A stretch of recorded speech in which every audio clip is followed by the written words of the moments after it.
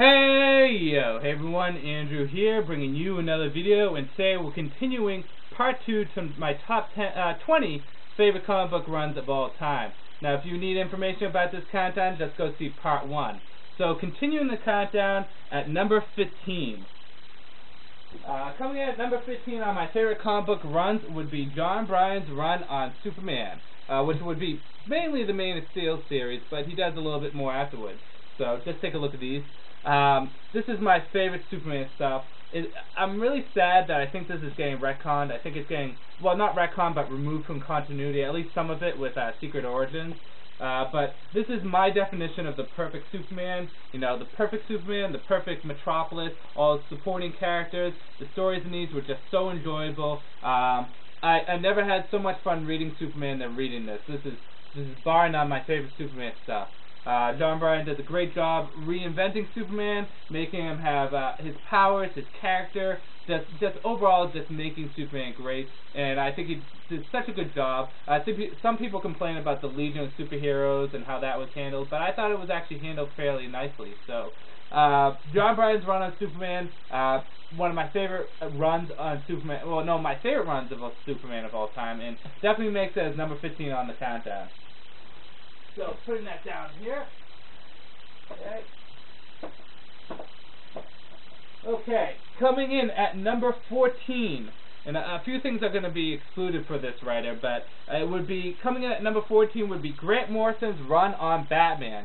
And this is going to include Batman and Son, Resurrection of Ra's al Ghul, even though it was co-written by Paul Dini, I'm going to throw it in there. Just because it does add to Grant Morrison's stuff. Batman and the Black Glove, and Batman R.I.P. Now I'm excluding Batman Gothic and Arkham Asylum because they really don't connect to this run with Grant Morrison. And plus I really didn't like Gothic, and Arkham Asylum was okay. But so with that said, Grant Morrison, he really knows Batman, he really knows how to write Batman well.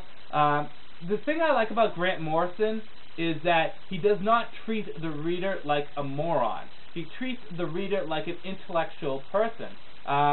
He writes dynamic stories with hidden meanings and all these different angles, and it really makes you think.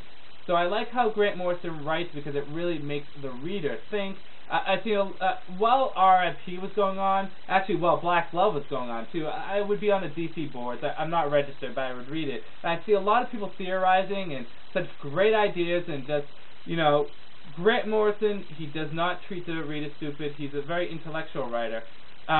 He's still writing for Batman and Robin, then he's going to be doing his, I think he's doing one more year of Batman. I think he's going to do when Bruce Wayne returns and a little bit after that. I'm not sure. There was a new interview up, but his saga with Batman is going to be definitely one people are going to look back on and say, that was a great Batman run. It was good. Do I think it's the best Batman run?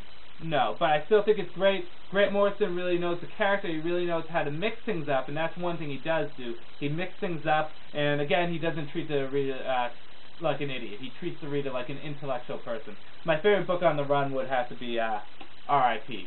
So putting these down here. What's next? I don't even know. I should. Shouldn't I? Coming in at number 13. Yes.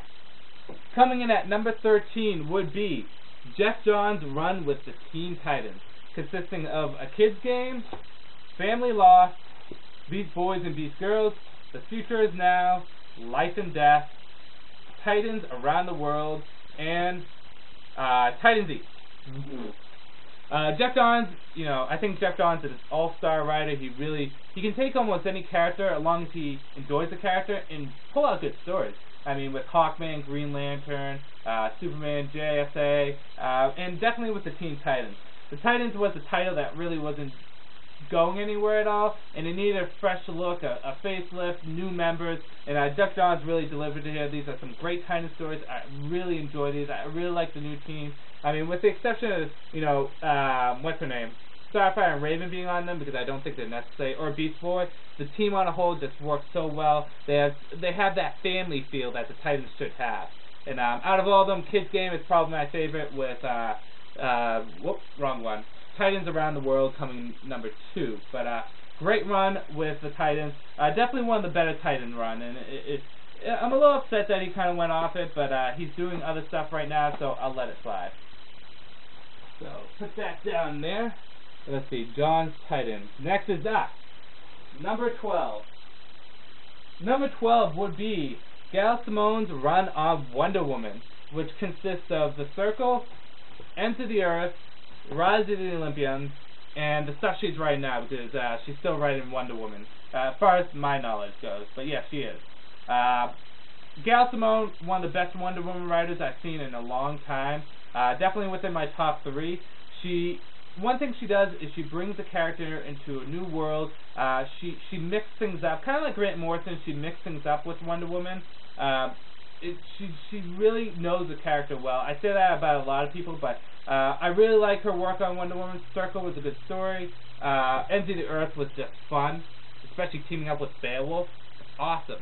And then Rise of the Olympians, one of my favorite Wonder Woman stories. It was just like an epic battle. I really wanted to stay on Wonder Woman for quite a bit of time because she does such a good job with her. If you have not read this stuff, I feel bad for you. You're missing out. I mean, what's wrong with you? So go out and pick up this stuff. Wonder Woman with Gail Simone definitely makes it as my number 12. So let's go on to number 11. Coming in at number 11 would be Deathlokes' run on Batman, which consists of Haunted Night, Long Halloween, Dark Victory, and Batman Hush. Now, Jeff Loeb, a lot of people either like him or they hate him, and I did this in the when I talked about Superman Jeff Loeb, but I think Jeff Loeb, I haven't read his Marvel stuff, but when it comes down to Batman, I find him to be a good writer. One of the main primary complaints people have is that he reuses ideas, but I don't feel that. Haunted Night was original with his ideas. Long Halloween, completely new idea. Dark Victory was like Long Halloween, but Batman Hush was wasn't really like the other ones. I mean, it had maybe 1 or 2 elements, but it was its own story. On a whole, I enjoyed all his stuff. You know, let's just go through them. Haunted Night, really fun, great Halloween stories. Long Halloween, one of the best Batman stories out there. I mean, one of my favorites. Dark Victory was okay. It was a little bit too much like Long Halloween. That's the only time I'll agree with people with that. It was a lot like Long Halloween, but it was still a fun story, bringing Robin into modern continuity. And then Hush, which I think with all its faults, it's still a good story. And it's still one of my favorite Batman stories. And I've reread this a few times, and I still like it. So on a whole, Jeff Johns' run with Batman, not Jeff Johns, Jeff Loeb. You can love him or you hate him, but you can't deny he does a great job with Batman. Not the best Batman writer, but definitely one of the better ones. And I would like to see more from Jeff Loeb in the future with Batman. So with that said, I'm going to put these guys down here. And yeah, I know a lot of people will be upset because there's a lot of people out there that don't like Jeff Loeb, which I guess is understandable, but from what I read, I enjoyed him. So that was number 11. We're going to end this video here, and then I'm going to start back up with part 3. So, with that said, this is Andrew saying peace out until the next video.